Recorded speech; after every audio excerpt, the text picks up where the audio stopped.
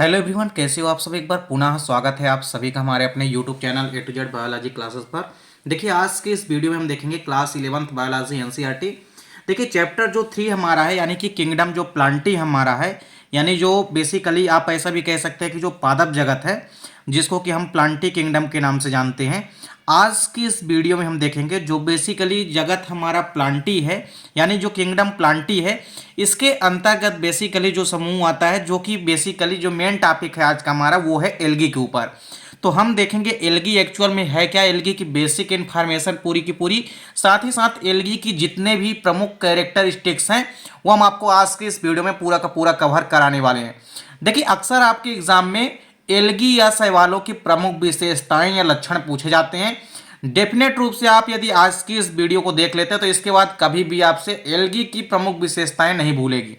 चलिए बात करते हैं सबसे पहले यदि हम किंगडम प्लांटी की, तो जैसा कि ये जो किंगडम प्लांटी है, बेसिकली इसके अंतर्गत आने वाले सभी के सभी जो पौधे हैं ये बेसिकली मल्टी सेलुलर हैं, यानी कि बहुकोशिकीय हैं। साथ ही साथ यूकैरियोटिक हैं। आपको पता है कि जो बेसिकली सेलुलर लेवल के आधार पर यदि हम देखें तो मुख्य रूप से जो कोशिकाएं दो प्रकार से होती है, प्रोकैरियोटिक एंड यूकैरियोटिक। उनमें से यदि हम बात करें किंगडम मोनेरा को यदि छोड़ दें तो बाकी के सभी जितने भी जगत हैं सभी के सभी बेसिकली यूकैरियोटिक होते हैं, क्योंकि किंगडम मोनेरा ही के ऐसा फाइलम ऐसा ही किंगडम है कि उसमें आप पाएंगे कि प्रोकैरियोटिक जीवों को रखा गया है। बाकी उसके अलावा जितने भी आप किंगडम देखेंगे, चाहे वो किंगडम फंगाई हो, चाहे वो किंगडम प्लांटी हो, चाहे किंगडम आपका वो एनिमैलिया हो, इन सभी के अंतर्गत आप देखेंगे कि प्रायः मल्टी सेलुलर और यूकैरियोटिक कोशिकाएं ही पाई जाती है। तो जगत प्लांटी में सभी के सभी मल्टी सेलुलर यानी कि बहुकोशिकीय व यूकैरियोटिक पादप रखे गए हैं। ये पादप प्रायः स्वपोषी होते हैं, अर्थात ऑटोट्रॉपिक होते हैं, जो कि प्रकाश संश्लेषण की उपस्थिति में आप ऐसा कह सकते हैं कि प्रकाश संश्लेषण की क्रिया के द्वारा अपना भोजन स्वयं बना लेते हैं। बेसिकली यदि हम बात करते हैं किसी भी प्लांटी किंगडम की या किंगडम प्लांटी को, तो देखिए इसको निम्न समूहों में विभाजित किया गया है, या आप ऐसा भी कह सकते हैं कि इसके अंतर्गत कई सारे समूहों को शामिल किया गया है। सबसे पहले यदि बात करते हैं तो हम देखेंगे कि जगत प्लांटी में, यानी जो किंगडम प्लांटी, इसमें शैवालों को रखा गया है। उसके बाद फिर देखिए ब्रायोफाइट्स आते हैं, ब्रायोफाइटा। फिर तीसरे हैं टेरिडोफाइट्स यानी टेरिडोफाइटा। फिर चौथे हैं अनावृतबीजी यानी कि जिम्नोस्पर्म।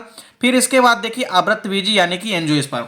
क्रमशः देखिए जैसा कि आज की इस वीडियो में आप देखेंगे शैवाल या एल्गी के बारे में, सेम इसके बाद जो अगली वीडियो हम आपको प्रोवाइड कराएंगे वो ब्रायोफाइट्स, टेरिडोफाइट्स, जिम्नोस्पर्म व एंजियोस्पर्म की। तो क्रमशः आपको वीडियो पेपर के पहले आपको कई सारे इंपॉर्टेंट क्वेश्चन की वीडियो प्रोवाइड कराएंगे।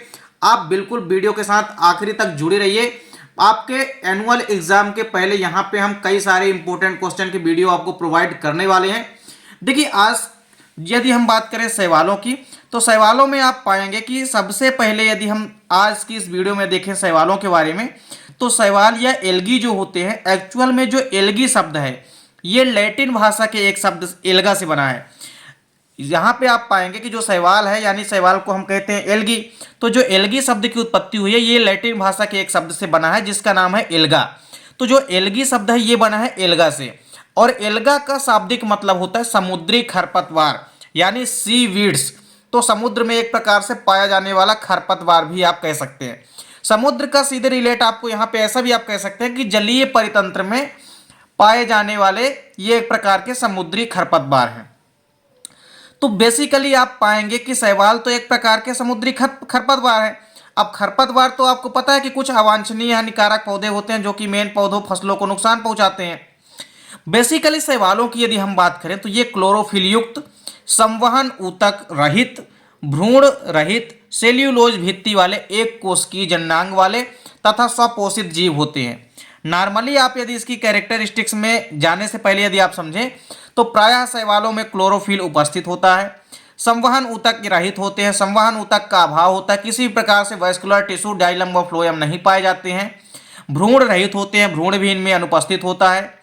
इसके बाद सेल्यूलोज भित्ति वाले होते हैं, शैवालों की कोशिका भित्ति सेल्यूलोज की बनी होगी। इसके बाद ये एक कोशिकीय होते हैं, साथ ही साथ आप पाएंगे कि बेसिकली जननांग वाले होते हैं तथा स्वपोषित जीव होते हैं।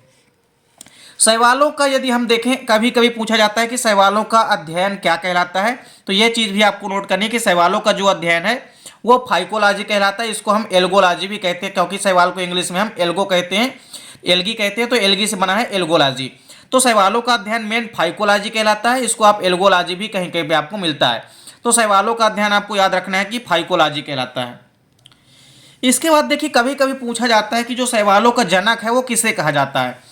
तो जो फ्रिश है, ई फ्रिश, एफ ई फ्रिश, इनको याद रखना है आपको कि शैवालों का जनक कहा जाता है, यानी शैवाल विज्ञान जो आपका है इसका जनक कहा जाता है, यानी फादर ऑफ एल्गी साइंस आप ऐसा भी कह सकते हैं। तो आप ऐसा भी कह सकते हैं कि फादर ऑफ एल्गोलॉजी। तो बेसिकली जो आपका शैवाल विज्ञान है, शैवाल विज्ञान का जनक किसे कहा जाता है, तो ई फ्रिश को कहा जाता है। वहीं यदि हम भारतीय पूछे तो भारतीय शैवाल विज्ञान का जनक किसे कहा जाता है, तो भारतीय शैवाल विज्ञान का जनक कहा जाता है ओपी आयंगर को। यह चीज आपको याद रखनी है, काफी इंपॉर्टेंट क्वेश्चन है, कई बार आपके एग्जाम में पूछे भी गए हैं। तो सबसे पहले आपको याद रखना है कि ई फ्रिश को तो शैवाल विज्ञान का जनक कहा ही जाता है, साथ ही साथ यदि पूछे कि भारतीय शैवाल विज्ञान का जनक किसे कहा जाता है, तो ओपी आयंगर को कहा जाता है। इसके बाद देखिए, चलिए देखते हैं पूरा प्रमुख कैरेक्टरिस्टिक्स, यानी कि शैवालों की प्रमुख विशेषताएं। तो एल्गी की जितनी भी कैरेक्टरिस्टिक्स, आपसे पेपर में कैरेक्टरिस्टिक्स ना देकर के ऐसा भी लिखा मिल सकता है कि शैवालों के आप प्रमुख लक्षण लिखिए, तो आपको बिल्कुल भी कंफ्यूज नहीं होना है, आपको पूरी की पूरी विशेषताएं यही लिखनी है। देखिए, सबसे पहली विशेषता है किसी भी एल्गी की कि ये प्रायः स्वच्छ एवं लवणीय जल में पाए जाते हैं। जितने भी एल्गी हैं सभी के सभी प्रायः या तो स्वच्छ जल में पाए जाते हैं या तो प्रायः लवणीय जल में पाए जाते हैं। दूसरी विशेषता क्या है कि शैवाल जो है बेसिकली कई प्रकार के होते हैं, जैसे तंतुमय शैवाल भी हो सकते हैं, इसके अलावा कॉलोनियन शैवाल भी हो सकते हैं। यदि तंतुमय शैवाल में आप देखेंगे कि फिलामेंटस एल्गी यानी तंतुमय शैवाल, तो इसका सबसे बढ़िया एग्जाम्पल आपको मिलता है शैवालों में ओडोगोनियम का। वहीं यदि हम कॉलोनियल एल्गी की बात करते हैं तो कॉलोनियल एल्गी का सबसे बढ़िया एग्जाम्पल है बॉलवॉक्स। तो ये आपको याद रखना है। तो शैवाल बेसिकली कई रूपों में मिल सकते हैं, जैसे कि तंतुमय, कॉलोनियल आदि। तीसरी विशेषता देखिए क्या है कि शैवाल प्रायः संरचना की दृष्टि से थैलस रूपी होते हैं, इनकी संरचना थैलस लाइक लगती है, अर्थात जो पादप का शरीर होता है यानी जो प्लांट बॉडी होती है वो जड़, तना तथा पत्ती में विभक्त नहीं होती है। आप स्पष्ट रूप से किसी भी एल्गी को लीफ, स्टेम और रूट में डिवाइड आप नहीं कर सकते हैं। तो आप इनको स्पष्ट रूप से इनमें जड़, तना तथा पत्ती नहीं देख सकते, क्योंकि इनमें स्पष्ट रूप से जड़ तथा तना पत्ती जो है इनका अभाव होता है। आपको यदि दो चीजें हैं तो तीसरी चीज स्पष्ट रूप से आपको दिखाई नहीं देगी, या अगली दो चीजें हैं तो पहली चीज आपको स्पष्ट रूप से दिखाई नहीं देगी। अर्थात कहने का मतलब यह है कि इनमें जड़, तना तथा पत्ती जो है स्पष्ट रूप से विभक्त नहीं होते हैं। अगली विशेषता क्या है, देखिए शैवालों की जो कोशिका भित्ति होती है, जो सेल वॉल होती है शैवालों की, ये सेल्यूलोज की बनी होती है। और सेल्यूलोज तो आपको पता है कि सेल्यूलोज क्या होता है, एक पॉलीसेकेराइड होता है, अर्थात कार्बोहाइड्रेट होता है। फिर इसके बाद देखिए, यदि हम अगली विशेषता देखते हैं तो इनमें प्रायः प्रकाश संश्लेषण द्वारा जो बनाया गया फूड मटेरियल्स होता है वो कार्बोहाइड्रेट के रूप में संचित रहता है। किसी भी शैवालों के अंदर जो स्टोर्ड फूड मटेरियल होता है, यानी जो संग्रहित भोज्य पदार्थ होता है, वो या तो मंड यानी कि स्टार्च के रूप में संग्रहित रहता है या कि फिर कार्बोहाइड्रेट के रूप में संचित रहता है। अगली विशेषता देखिए क्या है कि शैवालों में संवहन ऊतकों अर्थात जाइलम व फ्लोएम का पूर्णतः अभाव होता है। हमने पहले ही आपको बताया कि जो एल्गी होते हैं इनमें वैस्कुलर टिश्यू किसी भी प्रकार से नहीं पाए जाते, ना ही जाइलम पाया जाता है और ना ही फ्लोएम पाया जाता है। अगली विशेषता देखिए क्या है कि शैवालों में प्रायः यांत्रिक ऊतक भी नहीं पाए जाते हैं, मैकेनिकल टिश्यू भी इसमें नहीं पाए जाते, किसी भी प्रकार से मैकेनिकल टिश्यू भी नहीं पाए जाते हैं, इनका भी अभाव होता है। फिर इसके बाद आप देखिए शैवालों की जो अगली विशेषता है वो ये है कि शैवालों में प्रायः कायिक जनन पाया जाता है। इसके अलावा अलैंगिक जनन व लैंगिक तीनों ही प्रकार के जनन पाए जाते हैं, यानी वेजिटेटिव यानी कि कायिक जनन, अलैंगिक जनन यानी असेक्सुअल रिप्रोडक्शन, लैंगिक जनन यानी सेक्सुअल रिप्रोडक्शन, तीनों प्रकार के रिप्रोडक्शन पाए जाते हैं। देखिए कायिक एवं अलैंगिक जनन जो होता है ये प्रायः बहुतायत में पाया जाता है। अधिकतर यदि हम बात करें तो कायिक व अलैंगिक जनन एल्गी के अंदर पाया जाता है। वहीं यदि कायिक जनन प्रायः जो है यह खंडन द्वारा होता है। देखिए जो वेजिटेटिव रिप्रोडक्शन होता है ये मुख्य रूप से खंडन के द्वारा होता है, यानी फ्रेगमेंटेशन के द्वारा होता है। आप पाएंगे कि जो स्पाइरोगायरा होती है, जिसको बेसिकली आप लोग अपनी ग्रामीण भाषा में काई कहते हैं, वही काई आप लोग अक्सर तालाब के इकोसिस्टम में देखेंगे कि जो काई होती है, या आप ऐसा कहें कि जो स्पाइरोगायरा होती है स्पायरोगायरा में आप आसानी से देख सकते हैं कि खंडन यानी कि फ्रेगमेंटेशन किस प्रकार से होता है।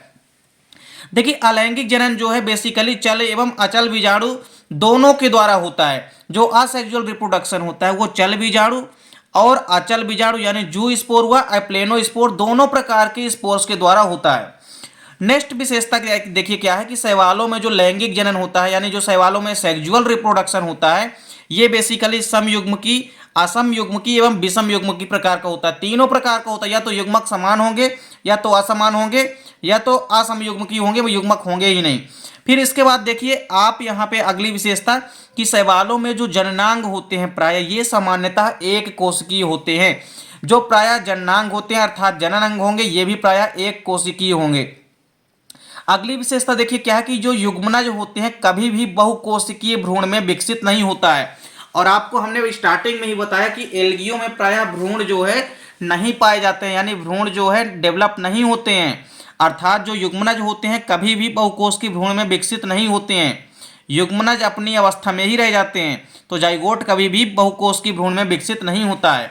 अगली विशेषता देखिए क्या है कि इनमें क्लोरोप्लास्ट पाए जाते हैं जिनमें कि प्रकाश संश्लेषी वर्णक होते हैं और क्लोरोफिल ए व बी। इसके अलावा आप देख सकते हैं कैरोटीन शैवाल में सर्वाधिक पाए जाने वाले वर्णक हैं। शैवाल में आपको कई प्रकार के वर्णक पाए जाते हैं क्योंकि शैवालों का जब हम क्लासिफिकेशन करते हैं, शैवालों का जब हम वर्गीकरण करते हैं तो इनको प्रायः रोडोफाइटा यानी बेसिकली लाल शैवाल, इसके अलावा आप देखेंगे कि क्लोरोफाइटा यानी कि जो हरे शैवाल है, इस प्रकार से जब हम इनका वर्गीकरण करते हैं तो वो भी हम वर्णक या पिगमेंट के आधार पे, पिगमेंट के बेस पर ही करते हैं। इसलिए आपको याद रखना कि इनमें क्लोरोप्लास्ट पाए जाते हैं जिसमें क्लोरोप्लास्ट ए मुख्य रूप से और क्लोरोप्लास्ट बी होते हैं। इसके अलावा कैरोटीन जो वर्णक है ये भी पाया जाता है। तो मुख्य रूप से पाए जाने वाले वर्णक जो है तो यही होते हैं किसके अंदर, शैवालों के अंदर। उम्मीद करता हूं दोस्तों वीडियो पसंद आई होगी। दोस्तों वीडियो अच्छी लगे तो लाइक और कमेंट जरूर कीजिएगा। साथ ही साथ दोस्तों के बीच ज़्यादा से ज़्यादा वीडियो को शेयर कीजिए। चैनल पे यदि नए हैं तो चैनल को सब्सक्राइब अवश्य करें। मिलते हैं दोस्तों नेक्स्ट वीडियो में, तब तक के लिए जय हिंद, वंदे मातरम।